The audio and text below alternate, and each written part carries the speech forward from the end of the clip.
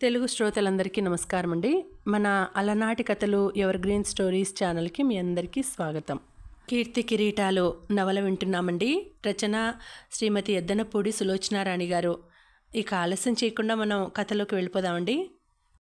Video చూసిన వెంటనే like చేసి షేర్ చేసి తప్పకుండా సబ్స్క్రైబ్ చేసుకోండి. మన ఛానల్ని బెల్ ఐకాన్ యాక్టివేట్ చేసుకోండి. ఇందిరమ్మ గారు తదేకంగా చిరునవ్వుతో చెక్కు చెదరకుండా నిలబడి ఉన్న కిషోర్ వైపే చూస్తోంది. ఆగ్రహం బిగబట్టుకున్నట్లుగా ఆవిడ ఉచ్ఛ్వాస నిశ్వాసాలు వేగమైనాయి. కిషోర్ తెలివిగా స్వర్ణని లోబర్చుకున్నాడు. అతి తెలివిగా తనని మాట్లాడలేని ఇరుకున పెట్టేశాడు. అయినా సరే ఆవిడ ఆవేశపడలేదు. లోకజ్ఞానమంతా కూడదీసుకున్నట్టుగా తమాయించుకుని నిలబడింది. బలవంతంగా చిరునవ్వు తెచ్చుకుంటూ, మా స్వర్ణ సంతోషమే నాకు ముఖ్యం. పెళ్లి విషయంలో నిర్ణయం దానికే వదిలేశాను అంది. వెరీ గుడ్, చాలా మంచి పని చేశారు. అందరూ మరోసారి ఆవిడని అభినందించసాగారు. ఆవిడ వాళ్ళని వారిస్తూ ఖచ్చితంగా చెబుతున్నట్టుగా, కానీ ఒక్క విషయం, మా స్వర్ణ త్వరలో ఫారెన్ టూర్ వెళ్ళబోతోంది. పెళ్ళి ఈ లోపల మాత్రం జరగదు. స్వర్ణ తిరిగి రాగానే నేనే మీ అందరినీ పిలిచి చెబుతాను. దయ ఉంచి మీరు మాత్రం ఈ లోపల ఈ వార్తకి ప్రాముఖ్యం ఇచ్చి ప్రచురించొద్దు ప్లీజ్ అంది. అలాగేనండి, తప్పకుండా అన్నారు వాళ్ళంతా. స్వర్ణ కిషోర్ ముఖాలు చూసుకున్నారు. తేజ మంచం మీద కూర్చొని ఉన్నాడు. అతని పెదవుల మధ్య థర్మామీటర్ ఉంది. తలకి కట్టు ఉంది. సావిత్రి అతని మంచం పక్కన నిలబడి ఉంది. నోట్లో థర్మామీటర్ తీసి టెంపరేచర్ చూసిన తేజ దాన్ని సావిత్రి చేతికిచ్చేస్తూ, జ్వరం తగ్గిపోయింది సావిత్రి, నార్మల్ మీద కొంచెం ఉంది అంతే. ఆ మాత్రం జ్వరం మా పల్లెటూరు వాళ్ళకి లెక్కేం కాదు. నేను సాయంత్రం వెళ్ళిపోతాను అన్నాడు. అన్నగారు, మీరు మమ్మల్ని మరీ అంత పరాయి వాళ్ళుగా చూడడం న్యాయం కాదు. నేను అంత పోరు పెట్టకపోతే మీరసలు ఆ రవీంద్ర భారతికి వచ్చేవారే కాదు కదా. దీనికంతటికి కారణం నేనే, పాపిష్టిదాన్ని. మిమ్మల్ని చాలా బాధ పెట్టాను. సావిత్రి థర్మామీటర్ పరీక్ష చేసి దాన్ని విదిలించి నార్మల్కి దింపి కేసులో పెడుతూ అంది. అది కాదు సావిత్రి, మీరేది చెప్పినా నేను వినను. మీరేమనుకున్నా సరే, జ్వరం తగ్గితే కానీ మిమ్మల్ని ఈ ఇంట్లోంచి కదలనీయను. ప్రొద్దుటి నుంచి పచ్చి మంచినీళ్ళైనా ముట్టలేదు. సాయంత్రం వెళ్ళిపోతారట. మేమే మీ ఇంటికి వచ్చి ఇలా అంటే మీకేమనిపిస్తుందో చెప్పండి. మమ్మల్ని మీరు పంపేస్తారా? మేం బీదవాళ్ళం. మా ఇంట్లో మీకు వసతిగా లేదని నాకు తెలుసు. కానీ నువ్వు చాలా పొరపడుతున్నావు. నువ్వు గోపాలం ఒక్కసారి వచ్చి మా ఇల్లు చూడండి. నేను మీకంటే గొప్పవాడినేం కాదని నీకే తెలుస్తుంది. వస్తామన్నగారు, తప్పకుండా వస్తాం. మాకు మాత్రం ఎవరున్నారు? మా అమ్మ నాన్న నా గడప తొక్కరు. మా అత్తగారు మమ్మల్ని వాకిట్లోకి రానివ్వరు. మాకు మీలాంటి స్నేహితులే బంధువులు, ఆత్మీయులును. సావిత్రి కళ్ళు చెమర్చినాయి. తేజ చకితుడైనట్టుగా చూశాడు. మిమ్మల్ని నేను మరీ ఇబ్బంది పెట్టనులేండి. జ్వరం తగ్గిపోయిందిగా, రేపు పథ్యం తిని వెళ్ళిపోదురుగాని. సావిత్రి పని మనిషి కేక పెట్టడంతో లోపలకు వెళ్ళిపోయింది. తేజ నిట్టూర్చి వెనక్కు గోడకు చేరగిలబడి కూర్చున్నాడు. అతని ఇబ్బంది ఏమిటో సావిత్రికి చెప్పలేడు. చెప్పినా సావిత్రి అర్థం చేసుకుంటుందనే నమ్మకమూ లేదు. గోపాలం వాళ్ళది చాలా చిన్న సంసారం. 2 గదులున్నాయి. వాళ్ళు ఒక మంచం తనకి ఇచ్చి భార్యాభర్తలిద్దరూ రాత్రి వంట ఇంట్లో చాప వేసుకొని పడుకున్నారు. తను క్రింద పడుకుంటానని ఎంత చెప్పినా వినలేదు. ఉదయం కాస్త జ్వరం రావటంతో ఇద్దరూ మరింత ఆర్భాటం చేశారు. ఇక్కడి నుంచి ఎప్పుడు వెళ్ళిపోతానా అని క్షణాలు లెక్క పెట్టుకుంటున్న తేజాకి సావిత్రి పెట్టిన మొహమాటం ఇరుకున పడేసింది. తన మూలంగానే ఇంత పెద్ద దెబ్బ తగిలిందని బాధపడుతున్న సావిత్రి అతని జ్వరం తగ్గే వరకు ససేమిరా కదలటానికి వీల్లేదని అంటోంది. తేజ మంచం మీద కూర్చుని సావిత్రిని ఎలా ఒప్పించడమా అని ఆలోచిస్తుండగా ఇంతలో వీధిలో ఇంటి ముందు కారు ఆగిన శబ్దం అయింది. తేజ తల తిప్పి చూశాడు. గోపాలం లోనికి వచ్చాడు. గోపాలం, సావిత్రి చూడు ఏమంటుందో అంటూ తేజ ఇంకేదో ఫిర్యాదు చేస్తున్నట్టుగా చెప్పబోయాడు. చూడు, నిన్ను చూడ్డానికి ఎవరొచ్చారో గోపాలం ఉత్సాహంగా అన్నాడు. అంటూనే వెనక్కి తిరిగి రండి లోపలికి అంటూ ఆహ్వానించాడు. తేజ చెప్పబోయిన మాట నోటిలోనే ఆగిపోయింది. గోపాలం వెనకే లోపలికి వస్తున్న స్వర్ణం చూసి అతను చకితుడయ్యాడు. సావిత్రి, సావిత్రి, గోపాలం భార్యని పిలుస్తూ హడావిడిగా లోపలికి వెళ్ళాడు. సావిత్రి పెరట్లో పని మనిషిని గిన్నెలు సరిగ్గా కడగలేదని మందలిస్తూ దగ్గరుండి మళ్ళీ కడిగిస్తోంది. గదిలోకి వచ్చిన స్వర్ణ తేజాకి అభిముఖంగా నిలబడింది. తేజ స్వర్ణనే చూస్తున్నాడు. ఇద్దరూ మాటలు రాని మూగవాళ్లలా ఒకరిని ఒకరు చూసుకుంటున్నారు.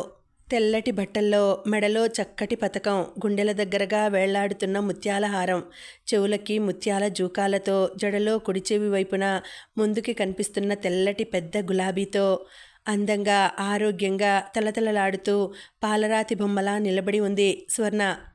తలకి కట్టుతో కంఠం దగ్గర ఒక గుండి విడివడిన లాల్చీతో చకితుడైనట్టు చూస్తూ కూర్చొని ఉన్నాడు తేజ. ఇతనేనన్నమాట రాత్రి నన్ను రక్షించింది. అతన్ని చూస్తూ లోపల అనుకుంటోంది స్వర్ణ. ఈ అమ్మాయి ఇక్కడికెందుకు వచ్చింది? తేజ మనసులోనే కలవరపడుతున్నాడు. స్వర్ణని కూర్చోమని మర్యాద చేయాలని అతనికి గుర్తు రాలేదు. అతన్ని పలకరించాలని స్వర్ణకి తోచలేదు. ఇంతలో సావిత్రి గబగబా కొంగుతో చేతులు తుడుచుకుంటూ పరిగెత్తుకు వచ్చింది. వస్తూనే స్వర్ణని చేతులతో చుట్టేసి బుగ్గ మీద గట్టిగా ముద్దు పెట్టుకుంది.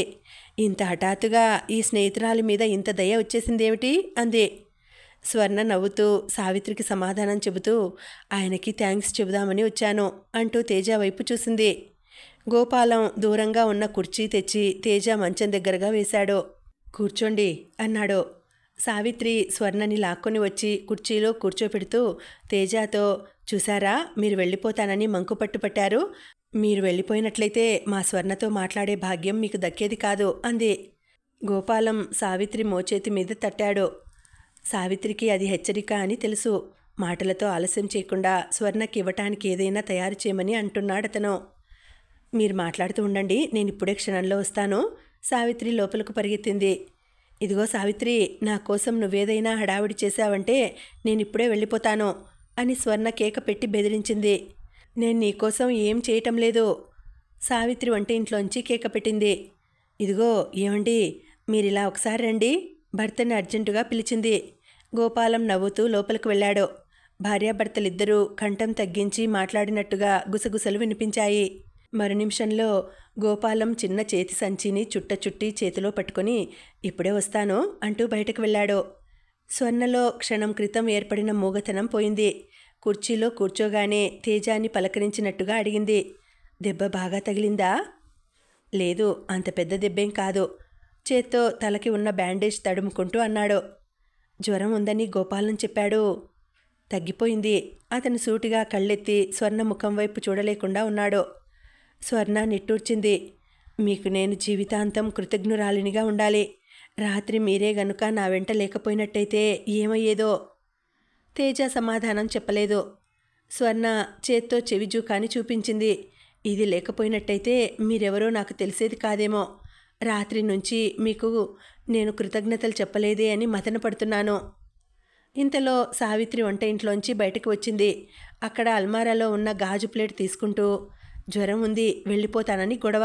నువ్వే చెప్పు స్వర్ణ, నేను ఎలా పంపేయగలను? నిష్ఠూరంగా అడిగింది. స్వర్ణ తల అడ్డంగా తిప్పింది. అందులోనూ నా స్నేహితురాలి కోసం అంత దెబ్బతిన్న పెద్ద మనిషి అయ్యే ఎలా పంపిస్తాను? స్వర్ణ నవ్వుతూ తేజ వైపు తిరిగింది. మా సావిత్రికి చాలా సెంటిమెంట్స్ ఉన్నాయి, మీకు తెలియదేమో అంది. కానీ తేజ వాళ్ళ మాటలు వినటం లేదు. ముఖం తిప్పి కిటికీలో నుంచి బయటికి చూస్తున్నాడు. స్వర్ణ ప్రక్క నుంచి తీరుగా ఉన్న అతని ముఖం చూసి ముగ్ధురాలైంది. సావిత్రి మళ్ళీ వంట ఇంట్లోకి వెళ్ళింది. గదిలో నిశ్శబ్దం ఏర్పడింది. స్వర్ణ ఉనికిని తెలియజేస్తున్నట్టుగా ఫారెన్ పర్ఫ్యూమ్ పరిమళం గాలిలో తేలి తేజ దగ్గరికి వస్తోంది. స్వర్ణ అతన్ని మాటల్లోకి దించడానికి ప్రయత్నించింది. మీరేమైనా చదువుకున్నారా? లేదు. అన్నదమ్ములున్నారా? నేనొక్కడినే. మీ నాన్నగారేం చేస్తారు? లేరు, పోయారు. అయ్యో పాపం, అయితే మీరు అమ్మగారు ఉంటారా మీ ఊళ్ళో? తేజ దవడ ఎముక బిగిసినట్టుగా కదిలింది. ఒక్క నిమిషం ఆగి అన్నాడు. మా తాతయ్య నేను ఉంటాం. ఆయన తప్ప నాకెవ్వరూ లేరు. ఐసీ, మీరు ఒంటరివారన్నమాట. సానుభూతిగా చూసింది. మా తాతయ్య ఉండగా నాకు అలాంటి భావం ఎప్పుడూ కలగదు. అతని సమాధానాలు విరిచినట్టుగా ముక్తసరిగా ఉండడంతో స్వర్ణ ప్రసంగం పెంచలేకపోయింది. ఇతను చాలా కోపిష్టివాడైనా అయి ఉండాలి, లేక అతి మొహమాటస్తుడైనా అయి ఉండాలి అనుకుంది. మిమ్మల్ని మా ఇంటికి పిలవటానికి వచ్చాను. జ్వరం తగ్గిపోతే రేపు ఉదయం రండి, కారు పంపిస్తాను. క్షమించండి, రేపు ఉదయం నేను వెళ్ళిపోతున్నాను. రేపు సాయంత్రం వెళ్ళకూడదా? పనుంది. ఇతనికి మర్యాద అనేదే తెలియదని తీర్మానించుకుంది. ఇంతలో గోపాలం బయట నుంచి వచ్చాడు. అతని చేతి సంచిలో ఏవో పొట్లాలు ఉన్నట్లుగా నిండుగా ఉంది. సరాసరి వంట ఇంట్లోకి వెళ్ళాడు. మరో 5 నిమిషాల్లో సావిత్రి ఒక చేత్తో స్వీట్ ప్లేట్తో మరో చేతిలో పూలమాలతో అక్కడికి వచ్చింది. సావిత్రి వచ్చేసరికి తేజ కిటికీలోంచి వీధిలోకి చూస్తున్నాడు. స్వర్ణ గోడనున్న క్యాలెండర్ పరీక్ష చేస్తోంది. సావిత్రి స్వీట్స్ ప్లేట్ తెచ్చి స్వర్ణ చేతికి అందించి చేతిలో ఉన్న పూలమాలని స్వర్ణ వెనకకి వెళ్ళి తలలో అలంకరిస్తూ, కంగ్రాచ్యులేషన్స్ స్వర్ణ, మా ఆయన ఇప్పుడే చెప్పారు, నీకు wish you best of luck అంటూ స్వర్ణ భుజం మీద నుంచి ముందుకు వంగి ప్లేట్లో ఉన్న స్వీట్ ఒకటి తీసి స్వర్ణ నోట్లో కుక్కింది. థ్యాంక్ యూ, నేనే చెప్దామని వస్తే నాకంటే ముందే మీ ఆయన చెప్పేశాడనమాట. స్వీట్ తింటూ ముద్దుగా అంది స్వర్ణ. ఏదైనా మంచి వార్త వింటే నాకు ముందు చెబితే గానీ ఉండలేరు. సావిత్రి స్వీట్లున్న ప్లేటు తేజాకి అందించింది. తీసుకోండి, తీసుకొని నోరు తీపి చేసుకుని మా స్వర్ణకి శుభాకాంక్షలు చెప్పండి అంది. ఏమిటి విశేషం అని అడిగాడు తేజ కుతూహలంగా చూస్తూ. మా స్వర్ణ పెళ్లి కూతురు కాబోతోంది. ఓ, అతని కళ్ళు స్వర్ణ ముఖం మీద నిలిచాయి. నును సిగ్గులు దోబూచులాడుతుండగా కాంతులు విరజుమ్ముతున్న కళ్ళతో స్వర్ణ ముఖం అతి మనోహరంగా మరీ చూడాలనిపించేంత అందంగా ఉంది. తేజ స్వీట్ తీసుకోలేదు. చేత్తో సున్నితంగా ఆ స్వీట్ని వద్దని తిరస్కరిస్తున్నట్లుగా అవతలికి నెట్టాడు. సారీ సావిత్రి, స్వీట్ తినలేను. నేను నోరు తీపి చేసుకోకుండానే మీ స్నేహితురాలికి తీయగా శుభాకాంక్షలు చెప్పగలను. Wish you a very very happy married life. స్వర్ణ ఆశ్చర్యంగా చూసింది. చదువు రాదన్నారుగా ఇప్పుడే? కొద్దిగా వచ్చు, వానాకాలం చదువు. ఇంతకీ వరుడెవరో చెప్పనేలేదు? కిషోర్ అని రాజ్యలక్ష్మి గారి అబ్బాయి. రాజ్యలక్ష్మి గారి పేరు విన్నారా? ప్రఖ్యాత సంగీత విద్వాంసురాలు. ఆవిడ ఏకైక కుమారుడు. స్వర్ణ అంటే కూడా ఆవిడకి చాలా ఇష్టం. స్వర్ణ కిషోర్లది ప్రేమ వివాహమే అయినా అటూ ఇటూ పెద్దల ఆశీర్వాదం కూడా ఉందిలేండి. ఏం స్వర్ణ, ఇంతకీ పెళ్ళెప్పుడు అనుకుంటున్నారు అని అడిగింది సావిత్రి. అమ్మ, నేను ఫారెన్ టూర్ వెళ్ళి వచ్చిన తర్వాత అంటోంది. కిషోర్ ముందే అంటున్నాడు. ఆంటీ ఇష్టం ఎలాగైతే అలాగే జరుగుతుంది. అయితే టూర్కి ముందే. స్వర్ణ వెళ్ళటానికి లేచింది. సావిత్రి ఇంకొంచెం సేపు కూర్చోమని బలవంతం చేసింది. కానీ స్వర్ణ రాజ్యలక్ష్మి గారి దగ్గరకు వెళుతున్నానని చెప్పటంతో ఏమీ అనలేకపోయింది. కిషోర్ నా కోసం వెయిట్ చేస్తుంటాడు సావిత్రి, అతని ఫ్రెండ్స్ వస్తున్నారట అంది. స్వర్ణ వెళ్ళిపోబోయే ముందు తేజ వైపు తిరిగి చేతులు జోడించింది. మీరు రేపు ఊరు వెళ్ళిపోతున్నానన్నారు. పోనీ ఈసారి వచ్చినప్పుడైనా మా ఇంటికి తప్పక రావాలి అంది. తేజ తల తిప్పాడు. అది అంగీకారమో అనంగీకారమో తెలియకుండా ఉంది. స్వర్ణ వెళ్ళిపోయింది. ఫారెన్ పర్ఫ్యూమ్ సువాసనలు ఇంకా గదిలో తారట్లాడుతూనే ఉన్నాయి. స్వర్ణని పంపి సావిత్రి లోపలికి వచ్చింది. ఇందిరమ్మ గారి దగ్గర పని ఉండడంతో గోపాలం కూడా స్వర్ణతో వెళ్ళిపోయాడు. సావిత్రి ఇల్లు సర్దుతూ కిషోర్ గురించి చెప్పసాగింది. చాలా చురుకైన వాడట. ఫారెన్లో ఉండి వచ్చాడు. స్వర్ణని డ్యాన్స్ విషయంలో బాగా ప్రోత్సహిస్తాడు. నిజం చెప్పాలంటే తను వచ్చిన ఈ ఏడాదిలో స్వర్ణ పేరు ప్రతిష్టలు ఇనుమడించాయి. అతని సామర్థ్యం వల్లనే ఇంత పెద్ద ఫారెన్ టూరు స్వర్ణకి సులభ సాధ్యమైంది. కిషోర్ స్వర్ణకి అన్ని విధాలా తగినవాడు. రాజ్యలక్ష్మి గారికి స్వర్ణ అంటే పంచ ప్రాణాలు. ఆవిడ సుస్థి మనిషి. అందుకే ఈ పెళ్ళి అందరికంటే ఆవిడే తొందరపడుతోందని కిషోర్ చెప్పాడు. త్వరలోనే బహుశా ఫారెన్ టూర్ వెళ్లే ముందే ఈ పెళ్లి జరిగిపోతుంది.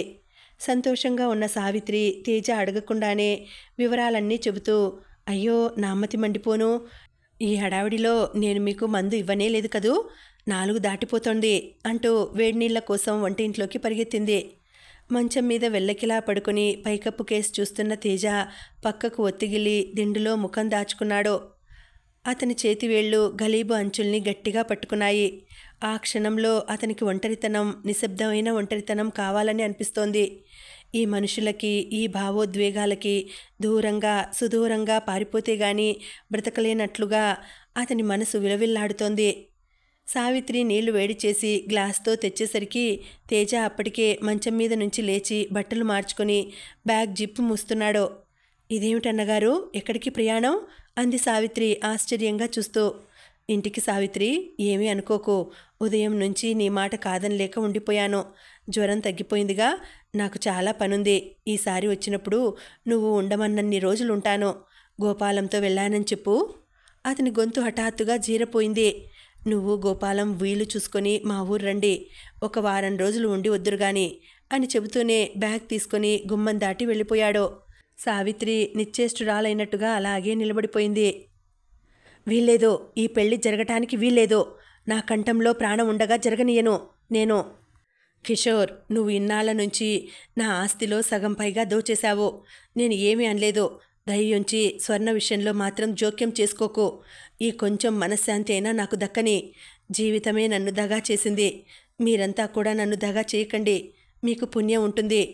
రాజ్యలక్ష్మి హఠాత్తుగా చేతులు జోడిస్తూ ఏడుస్తూ కుర్చీలో కూలబడింది. ఆవిడ ఏడుపు వేడుకోలు కిషోర్ని ఈషన్ మాత్రం కూడా కరిగించలేదు. అతని పెదవులపై క్రూరమైన చిరునవ్వు కదులుతుంది. ఇదంతా నువ్వు చేతులారా చేసుకున్నదే. ఈ స్వర్ణ ఎవరో నాకసలు తెలియదు. నేనసలు ఇండియా రానన్నాను. నువ్వే బలవంతంగా లాక్కువచ్చావు అన్నాడు. నేను లాక్కువచ్చానా? నువ్వే నా వెంట పడి వచ్చావు. నేనొక్కదాన్ని వెళతానని ఎంత చెప్పాను? విన్నావా నువ్వు? ఎలా వింటాను? నన్ను బికార్ని చేసి ఆస్తి అంతా మూట కట్టుకొని నువ్వు ఇండియా వస్తుంటే చేతకాని చవటలా చూస్తూ ఊరుకోమంటావా? నేను అడిగినట్టుగా ఆస్తి నా పేరిట రాసి వస్తే నీకు ఈ బాధలు ఉండేవి కాదుగా. ఇప్పుడు మాత్రం మించిపోయిందేముంది? నేను చెప్పినట్టుగా ఆ కాగితాల మీద సంతకం పెట్టు. నేను రేపే ఫారిన్ వెళ్ళిపోతాను. ఇక జన్మలో మనిద్దరం ఒకరి ముఖం ఒకరు చూసుకోవద్దు. అయినా నేను అడిగింది కూడా ఎంత? ఆఫ్టర్ ఆల్ ఆ ఫిక్స్డ్ డిపాజిట్లో ఉన్న డబ్బు, నీ డైమండ్ నగల సెట్లు, ఈ ఇల్లు ఇంతేగా. ఇవి నాకు ఇవ్వు. ఈ మాత్రమే నీకేం నష్టం? నువ్వు ఇందిరమ్మ గారి లాంటి వాళ్ళ దగ్గర అక్కడక్కడ దాచుకున్న డబ్బు నీకు ఉంటుంది. కిషోర్, అదంతా నీ అనుమానం. ఏదో చెప్పబోయింది, కానీ అతను వారించాడు. అతని ముఖం హఠాత్తుగా కోపంతో జేవురించింది. అనుమానమా? నువ్వు మా నాన్నకి తెలియకుండా ఎన్నిసార్లు ఈ ఇందిరమ్మకి డబ్బు పంపలేదు? అది అబద్ధమా? నాకు తెలియదని అనుకుంటున్నావా? అసలు నీది అనే ఈ డబ్బంతా ఎక్కడి నుంచి వచ్చింది? మా నాన్న మూలంగానేగా. ఆయన లేకపోతే నువ్వు ఎక్కడుండేదానివి? రాజ్యలక్ష్మి అంటే ఈ రోజున గొప్ప సంగీత విద్వాంసురాలు, గాన కోకిల, పద్మవిభూషణ్. ఓహ్, ప్రపంచం ఎన్ని బిరుదులు ఇచ్చింది, ఎన్ని ప్రశంసలు కురిపిస్తోంది. కానీ నిన్ని అందలం ఎక్కించిన మా నాన్న పేరు ఎవరికైనా తెలుసా? ఎవరైనా తలుస్తారా? అసలు ముందు నీకు కృతజ్ఞత అనేది ఉందా? ఉంటే నన్నిలా అన్యాయం చేయగలవా నువ్వు? నీకోసం ఆయన జీవితం అంతా ధారపోశాడు. ఆయన్ని నువ్వు బాగా ఉపయోగించుకున్నావు. ఆయన తెలివితేటలు ఆసరా చేసుకొని డబ్బు పేరు బాగా పోగు చేసుకున్నావు. ఆయన చచ్చిపోతే పీడ పోయిందనుకుంటున్నావు. కిషోర్, ఏం అంత బాధగా ఉందా? అంత భరించలేకపోతున్నావా? అతని పెదవులు అసహ్యంతో వంపు తిరిగాయి. తీక్షణంగా చూస్తూ నిలదీస్తున్నట్టుగా అడిగాడు. అసలు నీ కుటుంబం మీద ఇంత ఆపేక్ష ఉన్నదానివి మా నాన్న వెంట ఫారిన్ ఎందుకు వెళ్ళావు? ఆయన్ని ఎందుకు పెళ్లి చేసుకున్నావు? నీ మూలంగా కాదు మా అమ్మ బలవంతంగా చచ్చిపోయింది. నీ మూలంగా కాదు నిండుగా బ్రతకాల్సిన ఆవిడ 100 ఏళ్ల జీవితం నాశనమైంది. నువ్వు కాదు మా కుటుంబంలో సంతోషాన్ని, మా నాన్న తెలివితేటల్ని దోచుకుంది. కిషోర్, ఆగు, చాలు, ఆపు, ఇంకేం మాట్లాడకు, ఇక్కడి నుంచి వెళ్ళు. ఆవిడ కూర్చున్నదల్లా ఆవేశంగా లేచింది. దుర్బలంగా నాజూకగా ఉన్న ఆ శరీరం ఏమాత్రం ఆవేశానికి తట్టుకోలేనట్టుగా ఉంది. ఆవిడ కంపిస్తున్న స్వరంతో చెప్పింది. కిషోర్, నువ్వు కావాలని నీ మనసంతా విషం నింపుకున్నావు. నిన్ను మార్చాలని 20 సంవత్సరాలు వెర్రిదానిలా ప్రయత్నించాను. నా వల్ల కాలేదు. ఇప్పుడు ఈ విషయంలో మనం కొత్తగా మాట్లాడుకునేది, చెప్పుకోవలసింది ఏమీ లేదు. ఇక మాట్లాడింది చాలు, వెళ్ళు, ఇక్కడి నుంచి వెళ్ళు అర్చినట్టుగా అంది. అతను వెళ్ళటానికి ఏమాత్రం తొందరపడలేదు.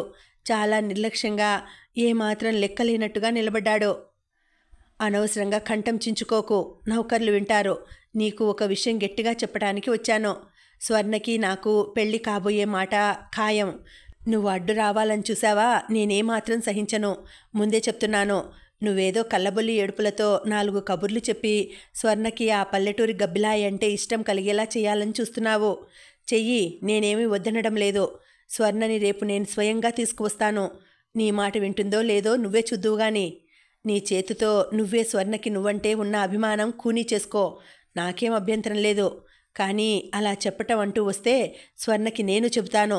నీ మూలంగా మాకు జరిగిన అన్యాయం, బాధ నేను వివరిస్తాను. అప్పుడు స్వర్ణ ఎవరి పక్షం వహిస్తుందో, ఎవరి మాట నమ్ముతుందో, ఎవరికి సానుభూతి చూపిస్తుందో నువ్వే చూద్దువుగాని.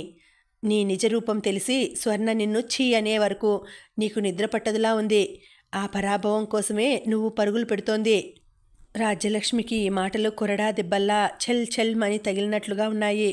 అసలే నీరసంగా ఉన్న ఆవిడ బాధకి తట్టుకోలేనట్లుగా పాలిపోయిన ముఖంతో చూడసాగింది.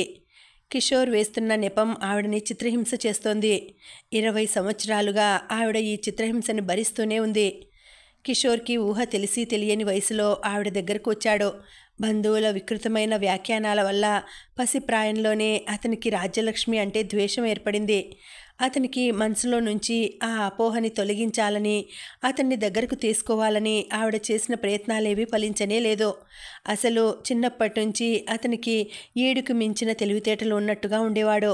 చిన్నప్పుడే స్నేహితుల ఇళ్లకు వెళ్ళి వాళ్ళ పెద్దవాళ్ల దగ్గర చేరి ఇంట్లో ఉన్నవి లేనివి 10 కల్పించి చెప్పి వాళ్ళ నుంచి సానుభూతి సంపాదించుకునేవాడు. ఇంట్లో రాజ్యలక్ష్మికి వ్యతిరేకంగా తన ఇష్టాయిష్టాలు ఖచ్చితంగా అమలుపరుచుకునేవాడు. రాజ్యలక్ష్మి కాదని నచ్చచెప్పబోతే దురుసుగా మాట్లాడి నౌకర్ల ముందు కించపరిచేవాడు.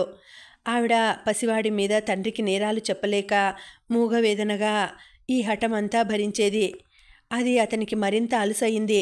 రాజ్యలక్ష్మి సంపాదిస్తున్న డబ్బంతా తన తండ్రి తెలివితేటల మూలంగానే అనే నమ్మకం అతనిలో బాగా పాతుకుపోయింది.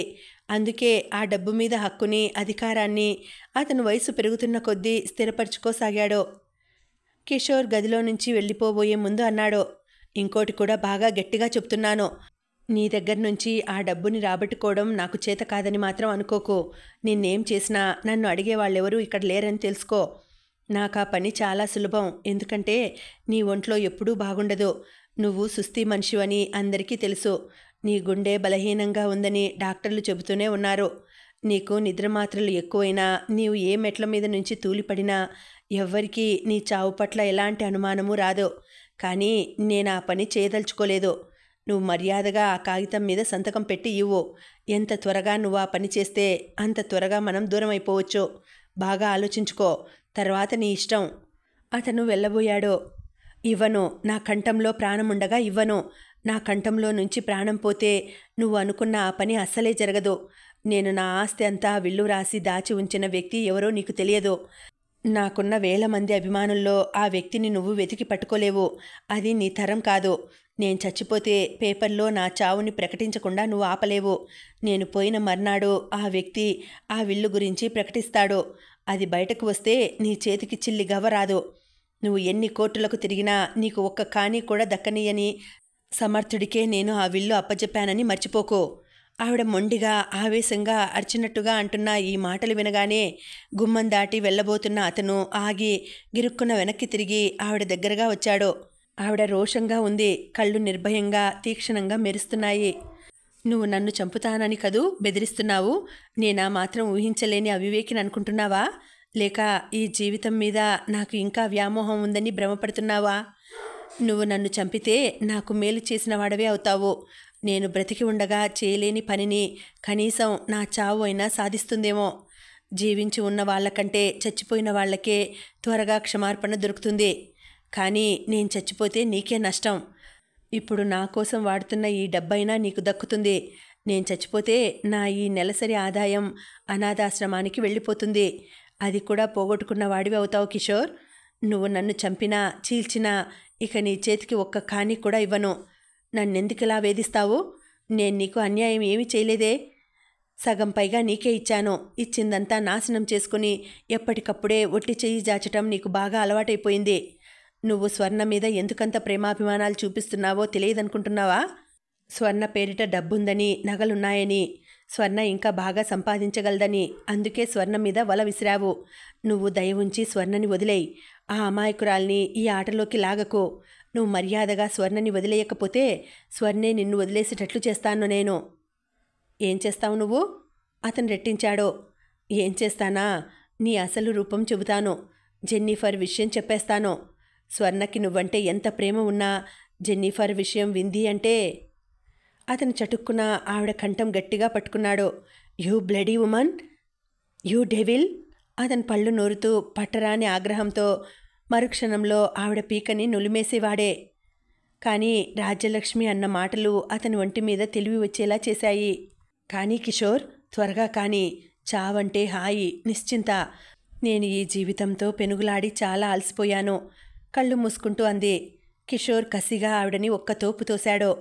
మంచం మీదకెళ్ళి పడిన ఆవిడ ఒక్కసారిగా హిస్టీరియా వచ్చిందానిలా వెక్కి వెక్కి ఏడవసాగింది.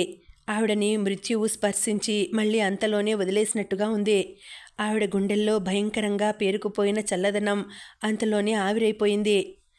ఎప్పుడు ఏమవుతుందోననే భయం, ఆరాటం, ఉద్వేగం, ఏ సమయంలో ఎటువైపు నుంచి వచ్చి మృత్యువు కౌగిలించుకుంటుందో, ఏ క్షణంలో ఆఖరి ఊపిరి విడవాల్సి వస్తుందోననే ఆందోళన, వాటి కోరల మధ్య చిక్కడి నలిబిలి అవుతున్న ఆవిడకి ఈ జీవితం క్షణక్షణం చస్తూ బ్రతుకుతున్న పోరాటంగా ఉంది.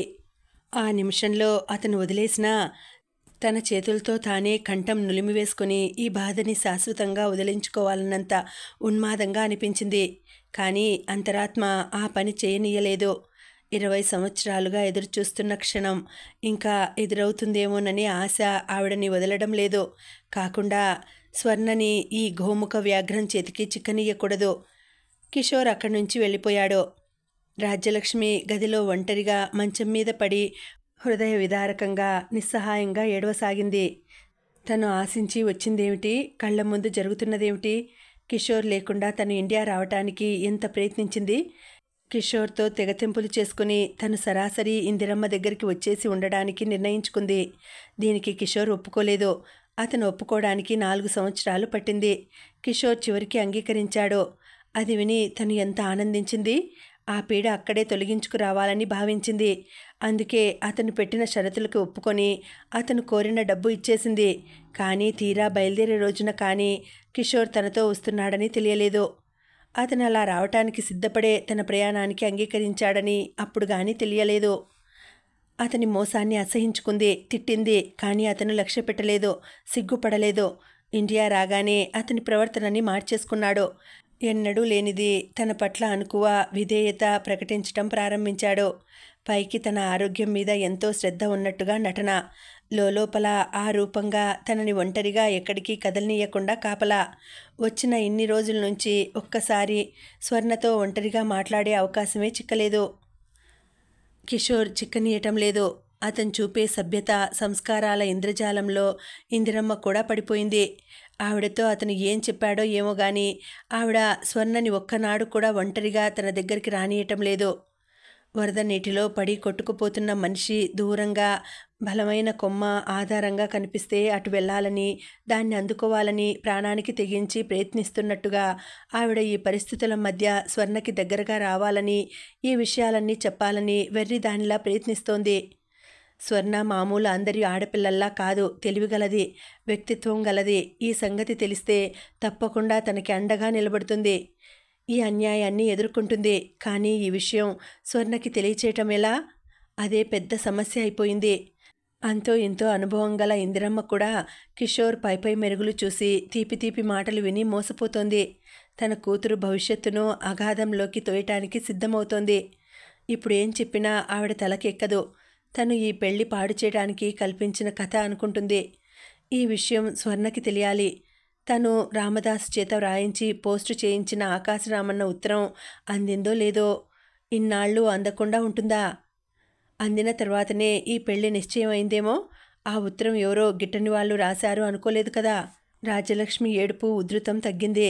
ఇప్పుడు అన్నింటికంటే స్వర్ణని పెళ్లి నుంచి తప్పించటమే ముఖ్యమైన సమస్య అయిపోయింది. పిచ్చిపిల్ల, ఎంత అమాయకురాలు. సాయంత్రం వచ్చి, ఆంటీ నేను నీ కోడలినైపోతున్నాను, ఇక నీ దగ్గరే ఉంటాను అంటూ ఎంత ఆనందంగా చెప్పింది. వెంట కిషోర్ ఉన్నాడు. ఏం చెప్పటానికి తనకి నోటి నుంచి మాటే రాలేదు. స్వర్ణ కూర్చున్న ఆ కాసేపట్లో స్వర్ణని హెచ్చరించాలి, ఈ పెళ్లి నుంచి తప్పించాలి అనే ఆందోళనతోనే ఉండిపోయింది. రాజ్యలక్ష్మి దగ్గరికి ఎవరు వచ్చినా కిషోర్ వెంటే ఉంటాడు. అతను లేని వేళలో ఆయా కాపలా ఉంటుంది. అది రాక్షసులా ఒక్క క్షణం కూడా తనను వదిలి ఎక్కడికి వెళ్ళదు. ఫోన్లో మాట్లాడదామా అంటే క్రిందకి దిగి వెళ్ళాలి. అది అసంభవం. ఎలా? ఏం చేయటం? స్వర్ణ మళ్ళీ త్వరలోనే నాట్య ప్రదర్శనలు ఇవ్వటానికి దక్షిణ దేశం టూర్ వెళ్తుంది. అక్కడి నుంచి తిరిగి రాగానే కూచిపూడి వెళ్ళిపోతుందట. అక్కడ 2-3 వారాలు ఉండి అదేదో నాట్యంలో ప్రత్యేక బాణీ నేర్చుకుంటుందట. ఈ ప్రోగ్రామ్స్లో ఊపిరాడకుండా పరుగులు పెడుతున్న స్వర్ణని ఒంటరిగా కలుసుకోవడం ఎలా? అసలు అవకాశం చిక్కుతుందా? ఆవిడ మనసు అల్లకల్లోలంగా ఉంది. ఇంతలో ఆయా అక్కడికి వచ్చింది. ఆమె చేతిలో మందు, మంచినీళ్లు ఉన్నాయి. అమ్మగారు, మందు వేసుకోండి ఎంతో వినయంగా అంది. అక్కడ పెట్టి వెళ్ళు. ఆయా కొద్దిసేపు తటపటాయించింది. తర్వాత అక్కడ పెట్టి వెళ్ళిపోయింది. రాజ్యలక్ష్మి కొంగుతో కళ్ళు తుడుచుకొని లేచి కూర్చుంది. అక్కడ ఎదురుగా పెట్టి ఉన్న మాత్రను చూడగానే ఆవిడ కనుబొమ్మలు ముడుచుకున్నాయి. దాన్ని చేతిలోకి తీసుకుని తదేకంగా చూసింది. సందేహం లేదు, మళ్ళీ అదే మాత్ర. 4 రోజుల క్రితం ఆయా డాక్టర్ గారు మందు మార్చారని ఈ మాత్ర తెచ్చి ఇచ్చింది. అది వేసుకున్న 10 నిమిషాలకి పుస్తకం చదువుకుంటూ కూర్చున్నదల్లా కళ్ళ ముందు అక్షరాలు చెదిరి అలుక్కుపోయినట్టుగా అవసాగినాయి. కుర్చీలో నుంచి లేస్తే కళ్ళు తిరగటం, ఒళ్ళు తూలటం ప్రారంభించింది. చెవుల్లో ఏదో హోరు.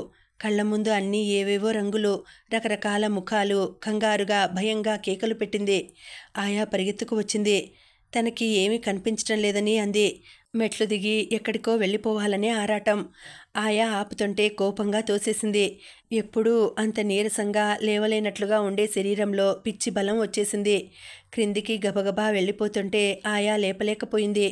దాసు ఎదురు పరిగెత్తుకు వచ్చి పట్టుకున్నాడు. అమ్మగారు, ఏమిటిది అన్నాడు భయంగా. నాకు పిచ్చెక్కింది దాసు.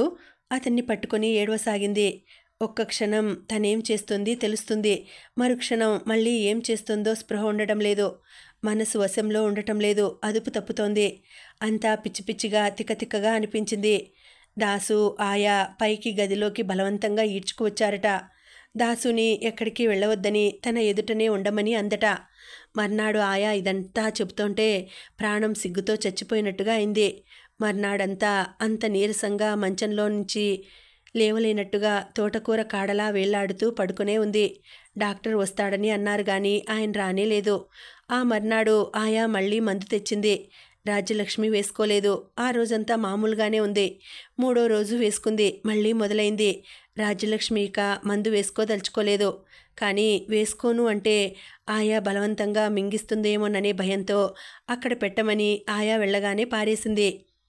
ఆ రోజు కూడా అదే పని చేసింది. ఆయా గదిలో నుంచి వెళ్ళిపోగానే ఆ మాత్ర పట్టుకుని లెట్రిన్లోకి వచ్చింది. దాన్ని ఫ్లష్ అవుట్లో జారవిడిచి గొలుసులాగింది. జుయ్యమంటూ మూత చేస్తూ వచ్చిన నీళ్లు దాన్ని వేగంగా లోపలికి ఈడ్చుకుపోయినాయి. రాజ్యలక్ష్మి బేసిన్ దగ్గరగా వెళ్ళి ముఖం కడుక్కొని తువాలుతో తుడుచుకొని మళ్ళీ బెడ్రూంలోకి వచ్చింది. గది తలుపు లోపలికి గడియ పెట్టుకుంది. బీరువా దగ్గరికి వెళ్ళి సొరగులాగి అందులో పాత రికార్డుల మధ్య సగం రాసి దాచి ఉంచిన ఉత్తరం తీసుకొని వచ్చి టీ టేబుల్ దగ్గర కూర్చుని అది పూర్తి చేసాగింది. దాసు నమ్మకస్తుడే. అతని ద్వారా ఉత్తరం ఎలాగైనా సరే స్వర్ణకి అందేలా చేయాలి. ఈ విషయాలు స్వర్ణకి తెలిస్తే ఇక తనేమైనా పర్వాలేదు. 10 నిమిషాల తర్వాత గదిలోకి రావటానికి తలుపులు తోసిన ఆయా లోపల తలుపులు వేసి ఉన్నట్టుగా చూసింది. కిటికీ అద్దాలలో నుంచి లోపల లైట్లు వెలుగుతున్నట్టుగా కనిపిస్తోంది. ఆయా కిటికీ దగ్గరకు వెళ్ళి మెల్లగా తలుపులు తోసింది. గడియ వేయని ఆ తలుపు శబ్దం కాకుండానే కొద్దిగా తెరుచుకుంది. అందులో నుంచి చూసిన ఆయాకి గదిలో కిటికీ దగ్గర అటువైపు వీపు పెట్టి కూర్చుని నిర్వికారంగా రాసుకుంటూ కూర్చున్న రాజ్యలక్ష్మి కనిపించింది. క్షణకాలం ఆశ్చర్యంగా ఆవిడని చూసిన ఆయా కిటికీ తలుపులు దగ్గరికి లాగి చప్పుడు కానీయకుండా మునివేళ్ల మీద నడుస్తున్నట్లుగా మెట్ల మీద నుంచి దిగి క్రింద ఉన్న కిషోర్ గదిలోకి వచ్చింది. అతను నైట్ డ్రెస్ ధరించి పడుకోవటానికి సిద్ధమవుతున్నాడు. ఆయా గదిలోకి రాగానే అతను ఆతృతగా ఎదురొచ్చాడు. ఏమిటి, ఏమైనా గొడవ చేస్తోందా? ఆయా కాదన్నట్టు తల తిప్పింది. అతని కళ్ళల్లో ఆశాభంగం కనిపించింది. లేదా, మందిచ్చావా? ఇచ్చాను. ఏం చేస్తోంది? కూర్చొని వ్రాసుకుంటోంది. వ్రాసుకుంటోందా? అతని కనుబొమ్మలు ముడిపడినాయి. ఏమై ఉంటుంది? ఏమో నాకు తెలియదు. రేపు ఆవిడ స్నానానికి వెళ్ళినప్పుడు అదేమిటో వెతికి చూడు. ఇది చాలా ఆశ్చర్యంగా ఉందే. ఆ మందు ఒకసారి పనిచేస్తోంది, ఒకసారి పనిచేయటం లేదు. కారణం ఏమై ఉంటుంది? నేనింకా ఆవిడ గొడవ ప్రారంభించగానే స్వర్ణం రమ్మని ఫోన్ చేద్దామని అనుకుంటున్నాను. అసలు ఆవిడ ఆ మందు వేసుకుందా? నువ్వు చూసావా? అక్కడ పెట్టమంటే పెట్టి వచ్చాను. అతని కళ్ళల్లో క్రోధ ఛాయలు కనిపించాయి. అయినా తమాయించుకున్నాడు. రేపటి నుంచి ఆవిడ వేసుకునే వరకు నువ్వు అక్కడే ఉండు. కదిలి రాకు. నా అనుమానం ఆవిడ వేసుకోవటం లేదని. సరే, వెళ్ళబోయింది. అతను మరీ గట్టిగా లాగకపోయినా బలంగా లాగినట్టే వచ్చి మీద పడింది. కానీ అతను చేసిన పని ఇష్టం లేనట్టుగా చురుచురా చూసింది. పెళ్లి చేసుకోబోతున్న పెద్ద మనిషి చేయాల్సిన పని కాదు ఇది. పెళ్ళి శరీరానికి, మనసుకు కాదు. షీలా, నువ్వు ఆ స్కర్టు బ్లౌజ్ కంటే ఈ చీరలోనే బాగుంటావు. ఆ ప్రశంసకి ముఖం విప్పారలేదు. జెన్నిఫర్ ఎవరు అంది. ఆ పేరు వినగానే అతని ముఖం క్షణంసేపు వెలవెలబోయింది. అది కప్పిపుచ్చుకోవటానికి వెంటనే బిగ్గరగా నవ్వేశాడు. అమ్మ దొంగ, అన్నీ చాటు నుంచే వింటున్నావన్నమాట. మీరు నేర్పిన విద్యేగా. ఎవరా జెన్నిఫర్? నా ఫ్రెండ్. మీకు చాలామంది ఫ్రెండ్స్ ఉన్నారన్నమాట. ఫ్రెండ్స్ ఉన్నారు, కానీ ప్రియురాళ్ళు లేరు. నువ్వొక్కదానివే. భేష్, ఫ్రెండ్, ప్రియురాలు, భార్య, ఎంతమంది ఆడవాళ్ళు కావాలి మీకు? మగవాడి జీవితం అరలు అరలుగా ఉంటుంది. ఏ అరలో నిలిచినప్పుడు దానికి తగిన స్త్రీ పక్కనుండాలి. ఫ్రెండ్ ప్రియురాలు కాలేదు, ప్రియురాలు భార్య కాలేదు.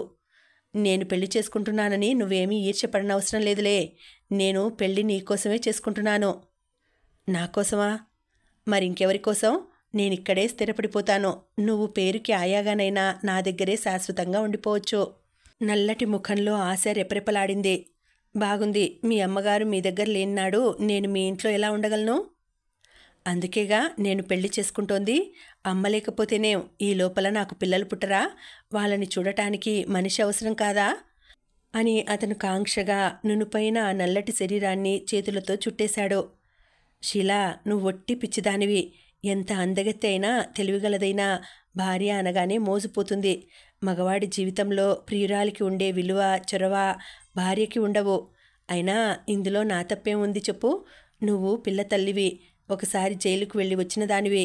ఆ రోజు నీ అదృష్టం కొద్దీ మనం ఆ రాత్రి హోటల్లో కలుసుకుని నీ సంగతి విని జాలిపడి ఇక్కడికి తీసుకురాకపోతే నువ్వు ఎక్కడ ఉండేదానివి చెప్పు? ఆ హోటల్స్ చుట్టూ తిరుగుతూనే ఉండేదానివి కదా. నేను నీకు ఇచ్చిన మాట నిలబెట్టుకున్నానా లేదా? నీకేమైనా లోటు చేస్తున్నానా చెప్పు? నువ్వు నా దగ్గరున్నంతకాలం నీ పిల్లాడు ఆ హాస్టల్లో ఎలాంటి లోటు లేకుండా పెరిగి పెద్దవాడవుతాడు. ఆ నల్లటి ముఖంలో బింకం, కోపం సడలిపోయినాయి. కిషోర్ లైట్ తీసేశాడు. ఇందిరమ్మగారు భర్త గదిలోకి వచ్చింది. ఆవిడ ఎప్పుడో గానీ అలా రాదు. వచ్చిందంటే దేనికోసమో ఎవరి మీదనో ఫిర్యాదు ఉన్నదన్నమాటే. బాలాజీరావుకి భార్య అంటే మొదట్నుంచి పడదు. ఆవిడ చేసే పనులు, మాట్లాడే మాటలు ఆయనకి నచ్చవు. ఆవిడని అదుపులో పెట్టలేడు. ఆ ప్రవర్తనని భరించలేడు. అందుకే మరీ 4-5 సంవత్సరాల నుంచి ఆయన జీవితం తాగుడికి, గుర్రపు పందాలకి అంకితం అయిపోయింది. ఆయన తల్లిదండ్రులకు లేక పుట్టిన సంతానం అవటంతో ఏడుకొండలవాడి మీద భక్తితో ఆయనకి బాలాజీ అని పేరు పెట్టారు. చుట్టాలందరూ బాలిగాడు అని పిలుస్తారు. ఇందిరమ్మకి అసలు భర్త పేరే నచ్చలేదు. దానికి తోడు ఆయన పేరును బంధువులు, స్నేహితులు మరీ ఇలా ఖూనీ చేసి పిలవటంతో ఏడుపు వచ్చినంత పనైంది.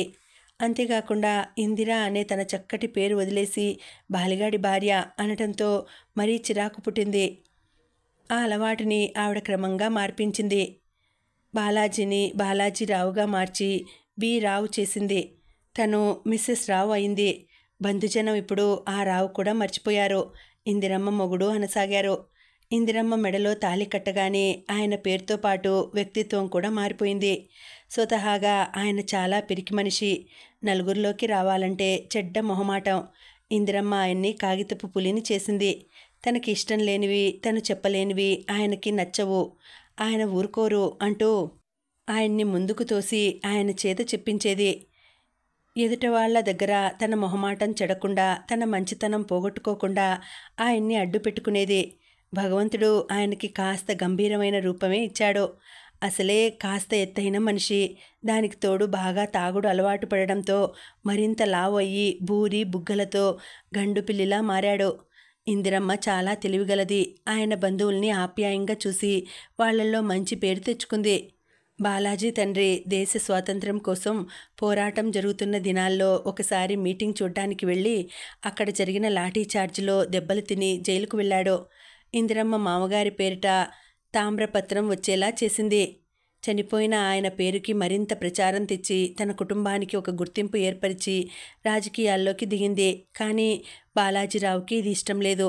మామగారు గొప్ప దేశభక్తుడని ఇందిరమ్మ అంటుంటే, బంధువులు ముఖం చాటు చేసుకుని నవ్వుకుంటుంటే ఆయనకి చాలా బాధగా ఉండేది.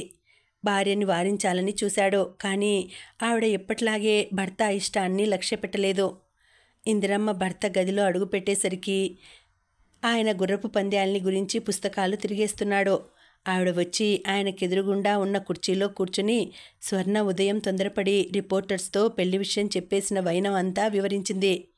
పుస్తకం తిరిగేస్తూనే ఆయన అదంతా శ్రద్ధగా విన్నాడు. నీకిష్టం లేని పనులు జరుగుతున్నప్పుడు గుర్తుకు వస్తాడన్నమాట ఈ ఇంట్లో నీ మొగుడనేవాడు ఒకడున్నాడని.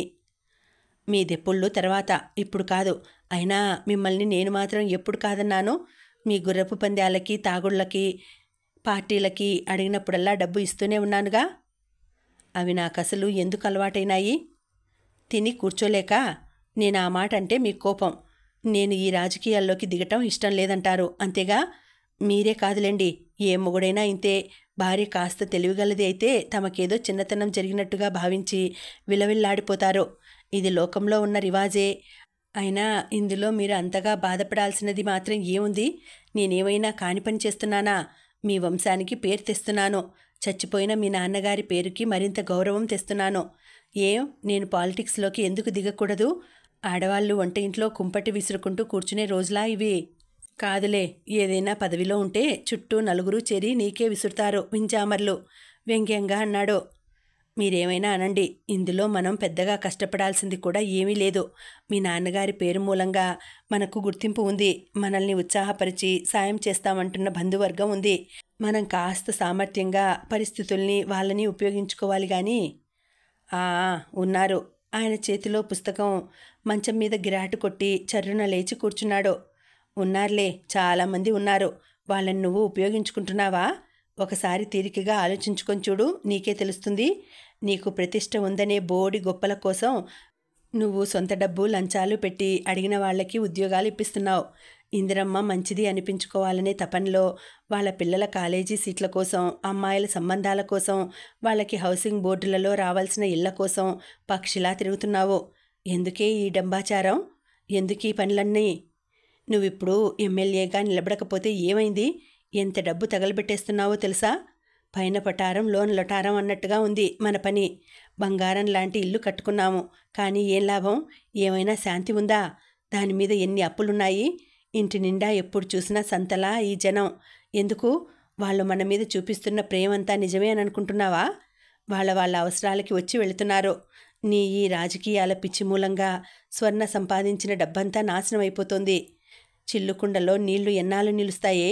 ఎప్పుడో ఒకసారి ఒట్టిపోక తప్పదు. అప్పుడు నువ్వు ఏడుస్తుంటే చూడటానికి కూడా నేనుండను. ఈ లోపలే సన్యాసం పుచ్చుకొని పోతాను. స్వర్ణ కిషోర్ని చేసుకుంటానని చెప్పేసిందంటున్నావా? చాలా మంచి పని చేసింది. దాని పెళ్ళి త్వరగా అయిపోతేనే నయం. తర్వాత మన కర్మ ఎట్లా బద్దలైనా పర్వాలేదు. ఆయన లేచి గదిలో అటూ ఇటూ తిరగసాగాడు. బాగుందండి మీ వరుస. నేను చెప్పిన సంగతి ఏమిటి? మీరు విప్పిన పురాణం ఏమిటి? అందుకే మీతో ఏదైనా చెప్పాలంటే నాకు విసుగు. ఆవిడ చిరాకు పడింది. నిన్నట్టే విసిగించను, కానీ నన్నేం చేయమంటావో చెప్పు. స్వర్ణని పిలిచి కేకలు వేయండి. మీరు మందలిస్తే అది కాస్త ఆగుతుంది. ఏ విషయంలో? అబ్బబ్బా, ఆవిడ నుదురు కొట్టుకుంది. పెళ్లి విషయంలోనని ఇప్పుడేగా చెప్పాను. నువ్వేగా ఆ కిషోర్ని వెంటేసుకుని మా అల్లుడంటూ అందరికీ చెప్పి అన్ని చోట్లకి తిప్పావు.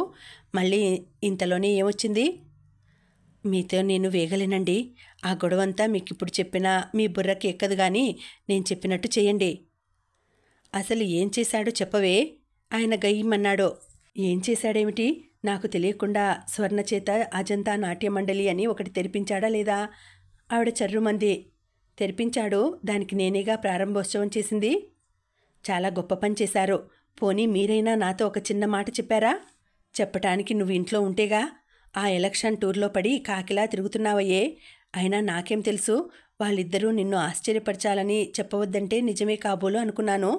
అయినా నిన్ను స్టేజ్ మీద కూడా పిలిచి దండవేశారుగా. ఇంకెందుకు నీ కోపం? చాలండి, దండల కోసం మొహం వాచి ఉన్నాననుకున్నారా? నాకేం తెలుసు? కిషోర్ చేస్తున్న ఆ హడావిడి చూసి అదంతా అతను సొంత ఖర్చు అనుకున్నాను. అతను చాలా తెలివిగలవాడు. డబ్బంతా స్వర్ణ చేత ఖర్చు చేయించి పేరు తనది పెట్టుకున్నాడు. మీరు ప్రారంభోత్సవం చేస్తే ఇక నేనేం మాట్లాడలేనని ఆ ఎత్తు వేశాడు. స్వర్ణ కూడా నాకు చెప్పకుండా 20,000 ఇచ్చేసింది. ఇంతకీ ఇప్పుడు ఏమంటావు? నీకు చెప్పకుండా అది ఓపెన్ చేశారని ఈ పెళ్ళి వద్దంటావా? నా కర్మ, మీరు ఆ మాత్రం అర్థం చేసుకోలేరేమిటండి? అది ఓపెన్ చేసి ఊరుకున్నాడా? ఊరు పేరు లేని వాళ్ళందరినీ పోగు చేసి అందులో మెంబర్స్ చేస్తున్నాడు. వాళ్ళంతా డ్యాన్స్ ట్రూపట, వాళ్ళకి బట్టలట, నగలట, వాళ్ళ బొందట. స్వర్ణ ఇచ్చిన ఆ డబ్బంతా నీళ్ళలా ఖర్చు పెట్టేస్తున్నాడు. స్వర్ణని బాగా తన మాటలతో లోబర్చుకున్నాడు. లేకపోతే స్వర్ణ మనకి తెలియకుండా, మనకి చెప్పకుండా ఎప్పుడైనా ఒక చిన్న పని చేసిందా? నీ కూతురు నువ్వు అనుకున్నంత తెలివి తక్కువదేం కాదులే. వాళ్ళేదో ఫారెన్ టూర్ వెళ్తున్నారుగా, దానికోసమేమో. అయితే మాత్రం మనకి మాట వరుసకైనా చెప్పాలా వద్దా? పెళ్లి కాకముందే అట్లా చేస్తే ఇక పెళ్ళైతే మనల్ని కట్టుబట్టలతో బయట నుంచో పెడతాడేమో. అది పోనీండి, స్వర్ణ తెలుసో తెలియకో చేసిందని వదిలేద్దాం. ఈ పెళ్లి సంగతి ఏమిటి మరి? స్వర్ణని రిపోర్టర్స్ దగ్గర తొందరపడవద్దని నేను హెచ్చరించాను కూడా. అయినా నా మాట లక్ష్య పెట్టలేదు. ఇదంతా అతని ప్రోద్బలమే, అందులో సందేహమే లేదు. స్వర్ణని పెళ్లి విషయంలో స్వర్ణ నిర్ణయం కంటే మన నిర్ణయానికి ఎక్కువ విలువ ఉందని అతను తెలుసుకునేలా చేయాలి మనం. అదేదో నువ్వే చేయరాదు, మధ్యలో నన్ను ఇరికించటం దేనికి? ఈ చేతకాని మాటలు చూస్తేనే నాకు ఒళ్ళు మండేది. తండ్రిగా మీరు మందలిస్తే బాగుంటుందని అనుకున్నాను. నేను కేకలేయలేక కాదు. అసలు మీకు చెప్పడం, మీ వరకు రావడం నాదే తప్పు. మీ సామర్థ్యం ఏమిటో నాకు తెలియదా? ఈ ఎత్తిపొడుపు మాటలు ఆయనకి శివం ఎక్కించింది. గుమ్మం దగ్గరకు వెళ్ళి, స్వర్ణ ఇలారా అంటూ అరిచాడు. గదిలో మంచం మీద కూర్చొని అజంతా నాట్యమండలి ప్రారంభోత్సవం నాడు తీసిన ఫోటోలన్నీ ఆల్బంలో వరుసగా అంటిస్తూ వాటిని మధ్య మధ్యలో తదేకంగా చూస్తూ ఆ పనిలో మునిగిపోయిన స్వర్ణ తండ్రి పిలుపుకి ఉలిక్కిపడింది.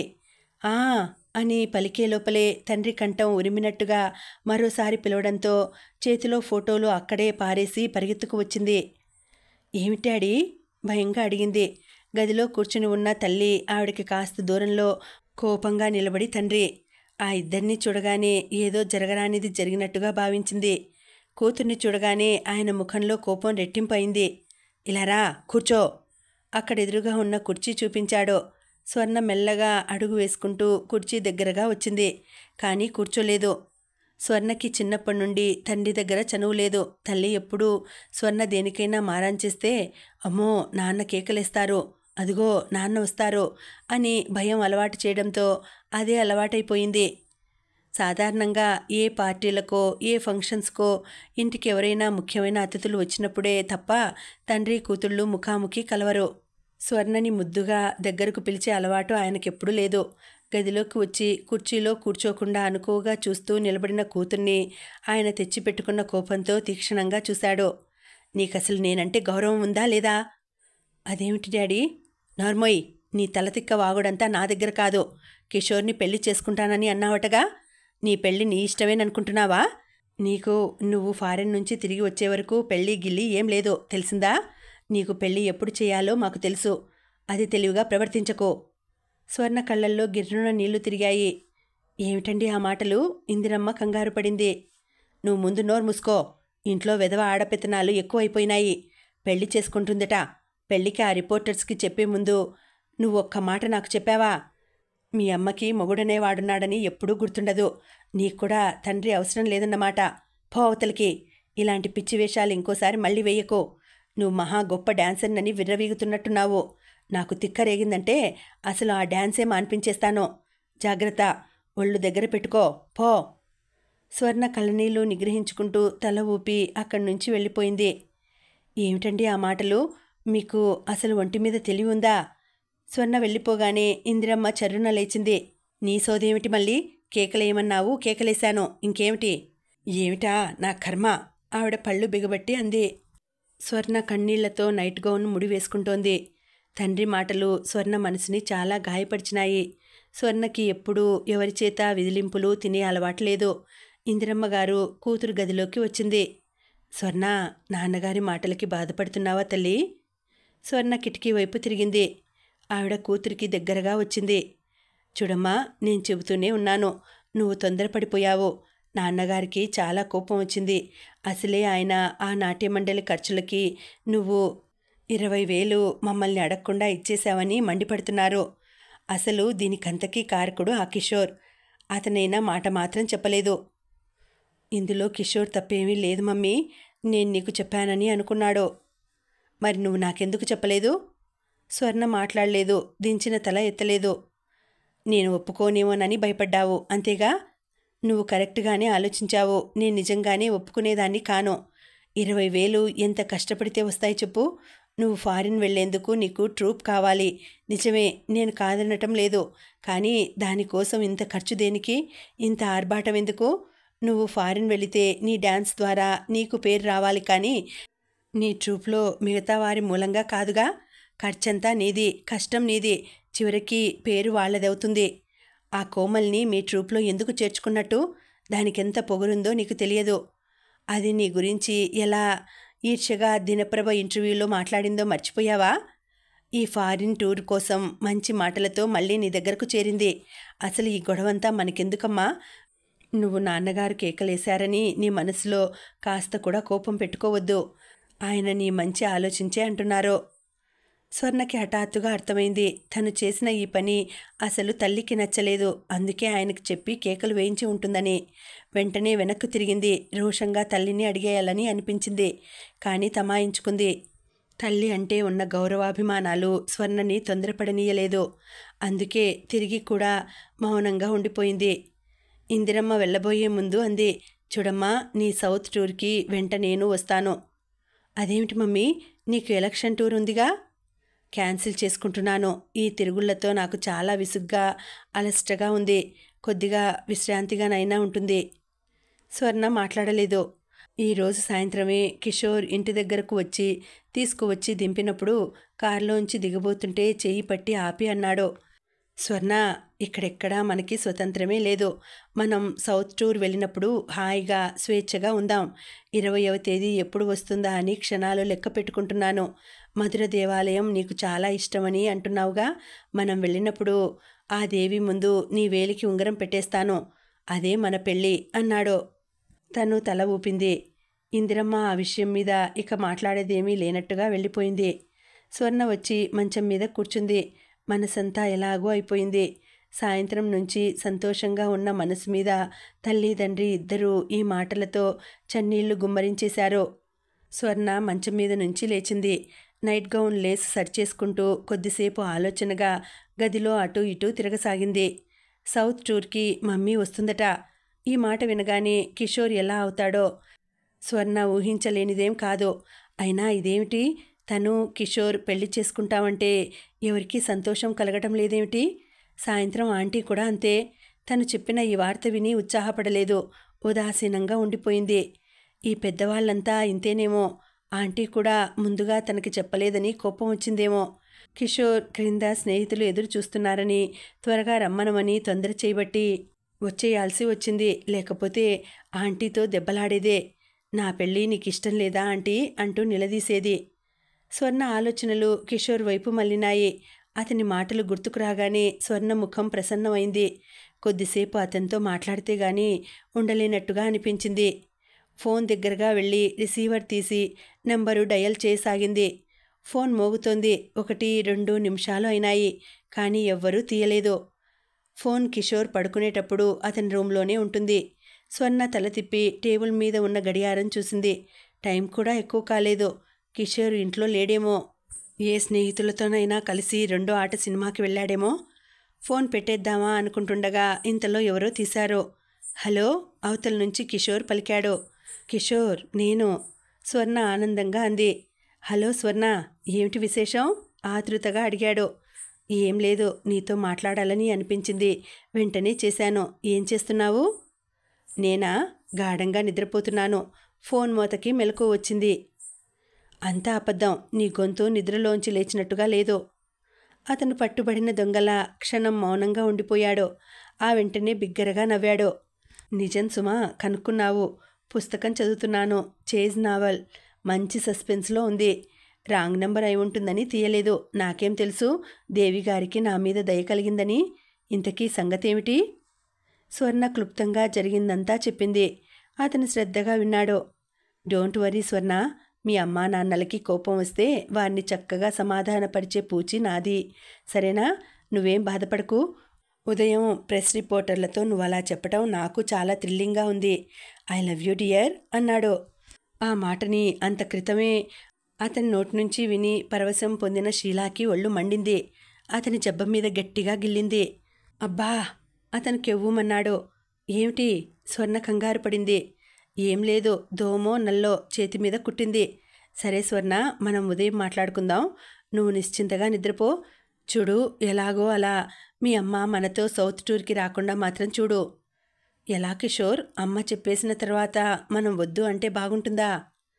స్వర్ణ, నువ్వు మరీ పిరికిదానివి. నిన్ను చూస్తే ఒక్కొక్కసారి చాలా కోపం వస్తుంది. ఇదే అమెరికాలో అయితే. గుడ్ నైట్ కిషోర్, ఉదయం మాట్లాడుకుందాం. Wish you a very sweet dreams. స్వర్ణ నవ్వుతూ అని ఫోన్ పెట్టేసింది. కిషోర్తో మాట్లాడిన తర్వాత స్వర్ణకి మనసంతా తేలిక పడినట్టుగా హాయిగా ఉంది. కిషోర్ కోపిష్టి కాదు, చాలా మంచివాడు.